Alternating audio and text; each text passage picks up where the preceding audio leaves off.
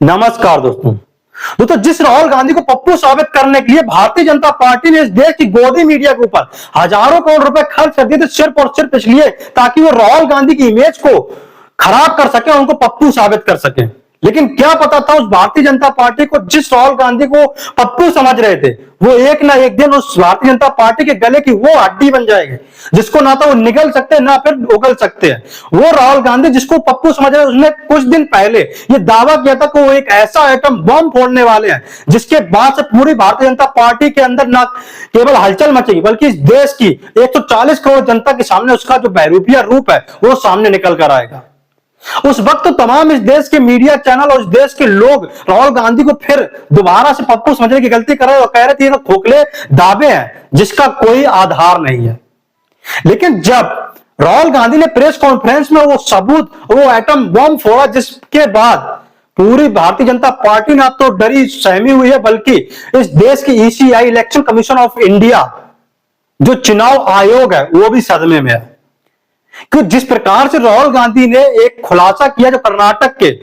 महादेवपुरा विधानसभा क्षेत्र के अंदर जो 1,250,000 फर्जी वोट पड़े हैं, उसकी बाकायदा वोटर लिस्ट तैयार करके उनके पूरे सबूत के सहित जब उन्होंने सबूत प्रेस कॉन्फ्रेंस में पेश किए, उसके बाद इलेक्शन कमीशन ने तत्काल उस पर एक्शन लेते हुए मात्र ट्वीट करके कह दिया कि ये जो सबूत है ये निरर्थक है, गलत आरोप लगाया जा रहा है इलेक्शन कमीशन के ऊपर। इलेक्शन कमीशन ना कुछ भी इसके कोई ऊपर जांच करी ना कुछ, बल्कि उन्होंने सीधे तौर पर बस कह दिया अगर आपको ऐसा लगता है तो आप एक लिखित तौर पर शपथ प्रमाण पत्र पर साइन करके दीजिए, तब हम इस चीज पर कोई एक्शन लेंगे। लेकिन राहुल गांधी ने इस चीज पर बिल्कुल इनकार करते हुए कह दिया, उन्होंने कहा कि मैं पहले ही संसद के अंदर एक सांसद पद की शपथ ले चुका हूं, जो इस चीज पर उंगली उठाने के लिए काफी है। लेकिन इसके बाद जो राहुल गांधी ने सबूत पेश किए, इसके बाद इंडिया टीवी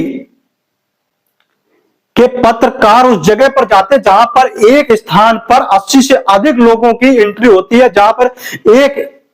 एड्रेस पर 80 से अधिक वोटरों की लिस्ट तैयार होती है। वो वहां पर देखते कि फर्जी 12 वोटरों को लेकर कितना ज्यादा चल रहा है, जहां पर जो फर्स्ट टाइम वोटर के नाम पर 70, 80 साल के व्यक्तियों के वोट वहां पर काउंटिंग हुई है, जहां पर 1,250,000 वोट फर्जी डल जाते हैं। और इसका बाद जो आरोप लगाते हैं, उनका कहना है कि बंगलौर जो सेंट्रल सीट है वो इसी फर्जी वोट के कारण जीते हुए। सवाल यहां पर यह भी खड़ा होता है, जिस देश के अंदर इंडिया टुडे अगर वहां पर पहुंच सकती तो बाकी पत्रकार, बाकी टीवी एंकर्स क्यों नहीं पहुंचे? अब वो सिर्फ नहीं पहुंचे तो सिर्फ और सिर्फ इसलिए क्योंकि उनको वहां पर दो जगह से सैलरी आई। पहली वो इंडिया